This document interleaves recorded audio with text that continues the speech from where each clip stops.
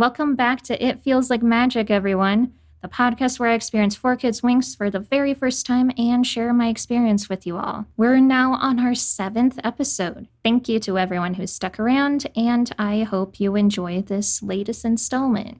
So let's get into the episodes, shall we? Watch the dub and open my mind. Believe in 4Kids. Time to unwind. Can it be true? Let's wait and see if 4Kids dub can do everything amazing. Rewatching Winx, come join the fun. Rewatching Winx. Let's have some fun. Rewatching Winx. Episode 13, Meant to Be. As always, I'm going to start with a quick synopsis so that you guys know what's going on, in case it's been a while. So in this episode, Bloom goes back to Gardenia for break. While there, she discovers that she can see people's true selves, specifically the humans that live there. And this comes in handy, because while Bloom is there, Vanessa is approached by 2 businessmen who want to take over her shop. Initially, Vanessa goes along with it because she thinks that they have no ill will, but Bloom, thanks to her new power, sees right through them. So luckily, Vanessa does not agree to the deal, but unfortunately things don't end there. The 2 businessmen that wanted Vanessa's flower shop are furious over the fact that she didn't fall through and start attacking their business as revenge. Things keep on getting worse and worse, and one night Bloom has a premonition and sees the flower shop on fire. Bloom and her parents rush over in order to try to save it, and while there, Bloom is able to contain the fire with her newfound powers. But the incident unlocks a memory for Bloom of when she first arrived on Earth. Bloom's parents can't hide the truth anymore, so they tell Bloom about how they found her all those years ago in a fire similar to the one that they just witnessed. And because of all this, Bloom is feeling very overwhelmed, but she now has a burning desire in order to find out where she really came from. And that's all you need to know about the episode, so let's go ahead and dive into what I thought about the 4Kids version, shall we? So, for these batch of episodes, not too much has changed for the most part, so I think this will probably be a bit of a shorter installment. However, there is one very, very significant change, and it has to do with Bloom and her family. So originally, Bloom did not know that she was adopted and believed that Mike and Vanessa were her birth parents. However, this was changed in the 4Kids version. She was already aware that she was adopted and still had a really good relationship with her parents, which by itself isn't really that strange, and honestly, it's kind of sweet since normally when we see adoption as a kind of subplot in a story, it's really miserable and depressing. So it's nice to see a case where things just work out and are really nice and sweet. But this does create a few strange things in comparison to the original, because that isn't the only thing that changed about Bloom's backstory. We're kind of getting into the end of the episode already, but since I already talked about her family, I might as well bring it up now. Not only does Bloom know that she was adopted, but apparently her family also knew about her powers as well, and they kept her magic a secret until she was old enough to understand. So basically, Bloom's parents found her in a fire, and Daphne, in this version, coaxed Mike into saving her. I believe that's exclusive to this version. And he understood that she had magic because not only was she being protected from the flames, but he says that as she picked her up, the fire completely disappeared. So he knew that she had powerful magic, but it never appeared until when Stella showed up. So they kind of just swept it under the rug, which is really kind of a strange thing to think about, that you'd be able to keep a secret for that long. And it also just kind of doesn't mesh with what we saw in the beginning because of just how weirded out Mike was by the concept of magic when Stella introduced herself. So it kind of creates some inconsistencies with this. And all of this is, I'm assuming, because they didn't want the adoption to look like a bad thing, but it never really was portrayed that way. Honestly, I feel like the way that Bloom's family with Mike and Vanessa portrayed is one of the healthiest family relationships I've ever seen in any piece of media. And I've always felt like it's one of the strongest points of the series. And you never for 1 second doubt that just because they're not her birth parents, that they aren't family. And the show goes out of its way to not only tell you this, but to show it to you. So I'm not really sure why they felt like they needed to make that change. It is kind of interesting to think about, but it does not mesh with what was set up in the show originally, unfortunately. But that kind of goes into the end of the episode. I'm going to circle back a little bit here now that we got the biggest thing that was changed out of the way. There really isn't too much else to say. I'll just go through some things that I noted here and there real quick. First off, the businessmen have really hilariously pompous, evil business voices, which I found really entertaining. I don't know if I was just dumb as a kid or what, but I remember actually believing the businessmen at first because they didn't appear evil, at least in the stereotypical way that you see in a cartoon. Whereas here, it's extremely obvious with their vocal performances, which isn't a bad thing, it's just funny. Next point here, I felt like the scoring in this episode in particular was a little bit obnoxious. This is something I have complained about with 4Kids, which is that they create all new music from like the songs to the scoring, which is really impressive. And I really do like what they create most of the time. However, it was kind of annoying in some episodes, this one included,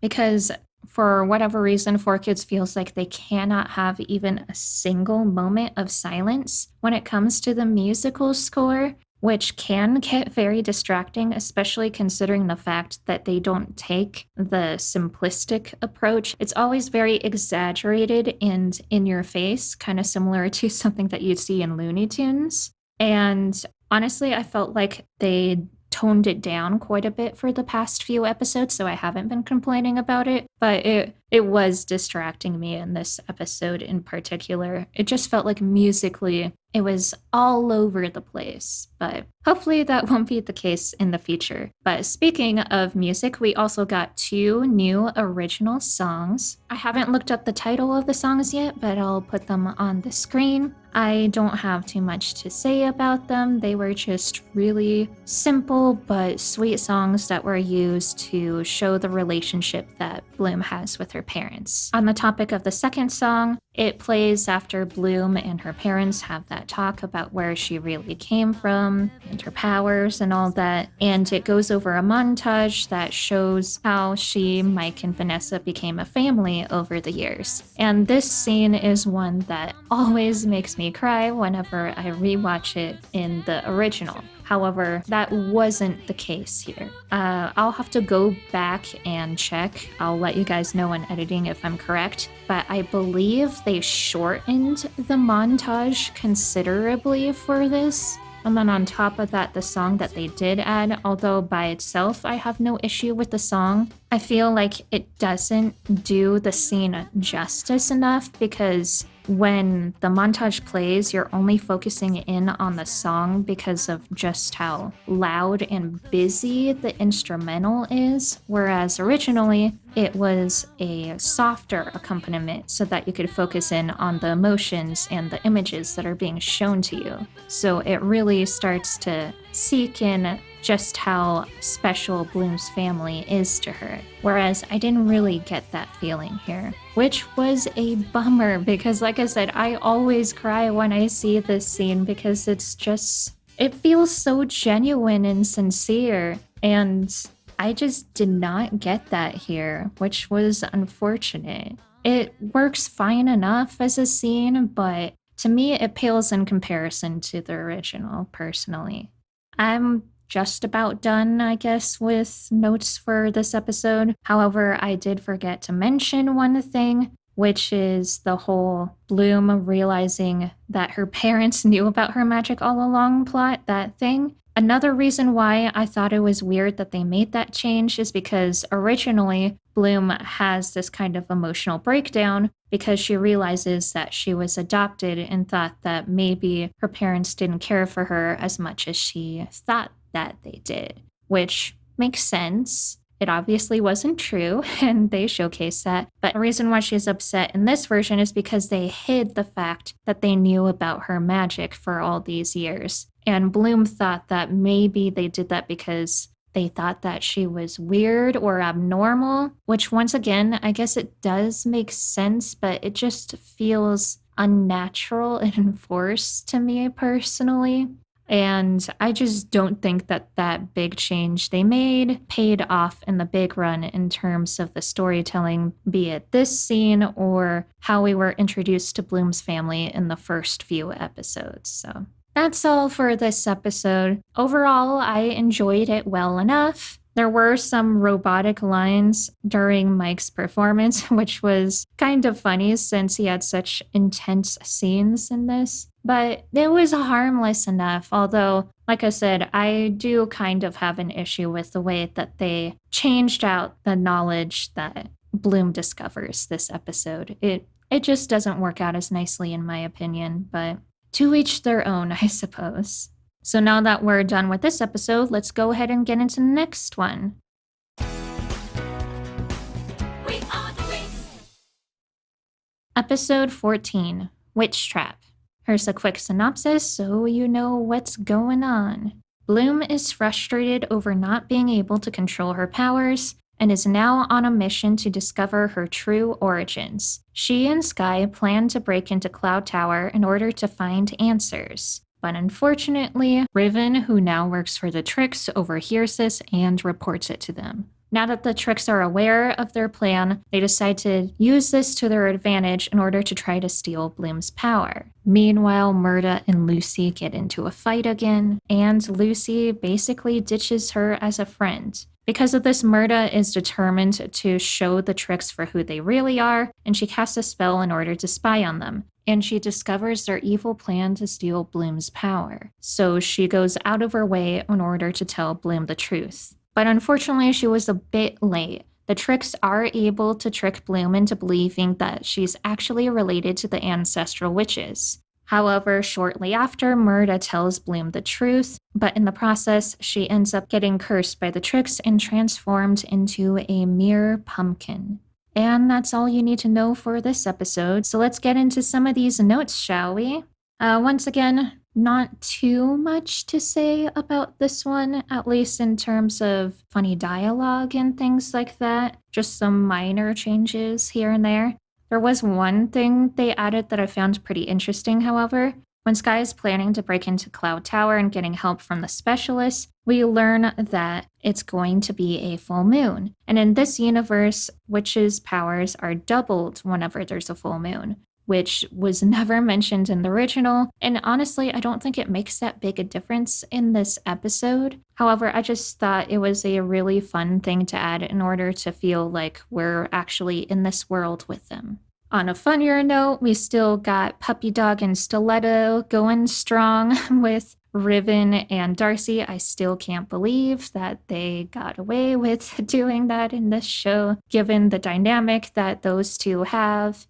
And yeah, not much else to say there. Just really surprising coming from 4Kids.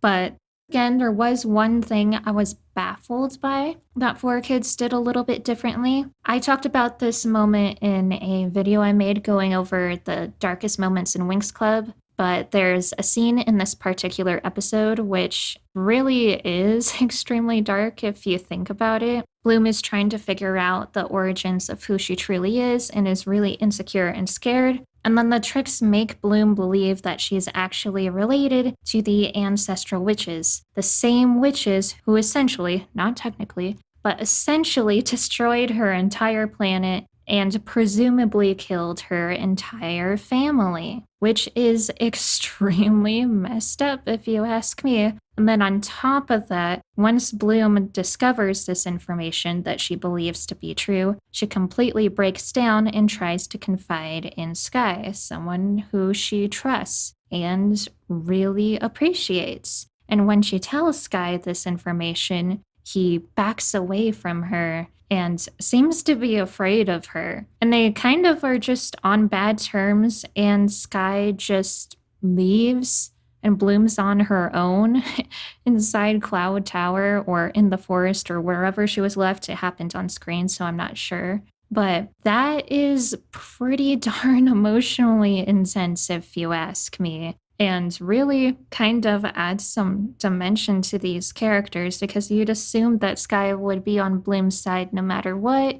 But hearing something so shocking from someone, especially someone that you're kind of still learning about, would be a huge shock for anyone, no matter how unfair it was to Bloom. But the impact of this scene is completely changed in the 4Kids version. So, as per the original, Bloom thinks that she's related to the ancestral witches and is destined to be a great evil, which is horrible. And she confides in Sky. And to 4Kids' credit, I actually really do like Bloom's performance here. And I felt like the way she reacted was better than the original. It felt surprisingly real and raw, the lines that they gave her and the way that her voice actress delivered it. However, the way Sky reacts is not so good. So I already told you why he reacted the way that he did originally. It's because he thought that she was a huge and major threat related to the ancestral witches, who I assume are kind of like the boogeymen of the magic universe who parents tell stories to their kids about